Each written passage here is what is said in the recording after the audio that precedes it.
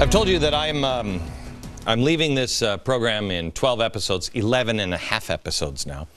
And it's because I am not going to talk about the problems every day. I'm going to start presenting solutions. And that's not what this network does.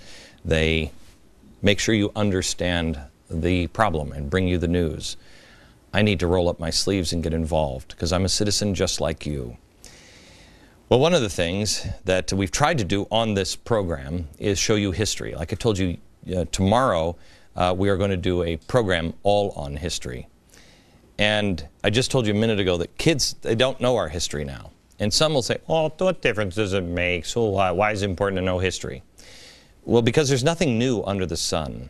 One of the reasons why we have such a good track record on predicting the future is because we know history on this program. It repeats itself.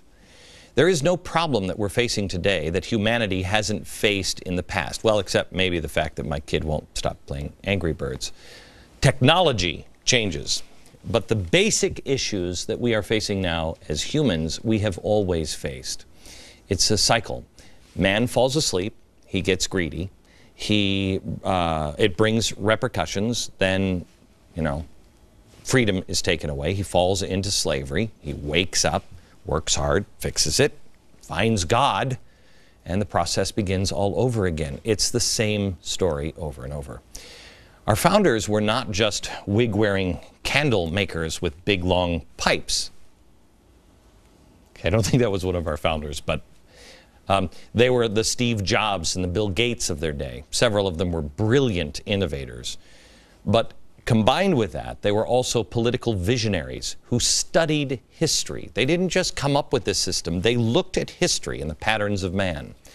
I've shown you tonight that revolutionaries, and they are rioting the streets of Greece, and they are also headed here. Our founders saw that problem, and they wrote about it in something called the Federalist Papers. But if you've ever read the Federalist Papers, they're impossible to read.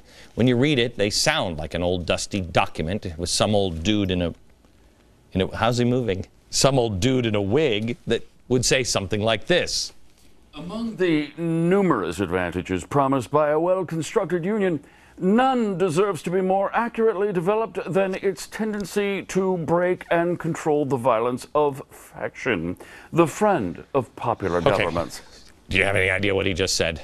Of course they do, Glenn. I put it so succinctly. Right. You can't get through this. You can't. So you have to be able to read it and then put it into today's language. And basically what they were saying, I don't think he was, but what they were saying was, violence always comes. That's what I just said. Thank you. Pipe down. Even to the most well put together of nations. But it's inevitable that from time to time, special interest groups will become so passionate over some issue, they'll all unite, and they will go against the rights of the rest of the citizens, or even go against the good of the nation. And violence is the enemy of popular government. You know, I think I've heard you say that on this very program, which I've watched often. Why is he still... I don't know why he's still talking. Our founders knew that the aim of these factions would be able to create an outcry from the people, to have the government stop the violence. However, you going to arrest them? Are you going to remove their liberties altogether? Surely not. All right. Are you going to use social justice so people have equal assets, ideas, and opportunities? Good heavens, I hope not. Actually, these guys in the wigs actually did address social justice, right? Exactly. Yes, right. We did. Yeah. Right. Mm-hmm. But not the way you think. Trouble that. Pardon me? Trouble that. What does trouble that mean? That is trouble. Trouble. See, you can't understand what they're saying because they're wearing white wigs and smoking pipes. The idea that social justice was addressed by these guys is pretty amazing. Believe me, I know that sent a frenzy over at Media Matters. So what do? Do we see anybody uniting over a common passion?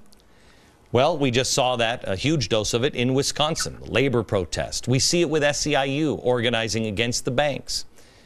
The banks that received bailouts because we didn't listen to our founders.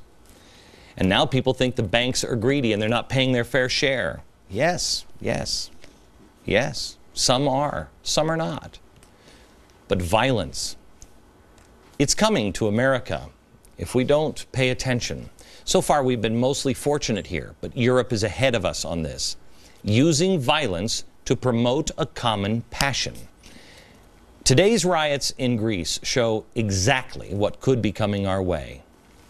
Don't go anywhere, because I shan't. Don't go anywhere, because I'll show you exactly how this guy, not this guy, solved the problem. Next.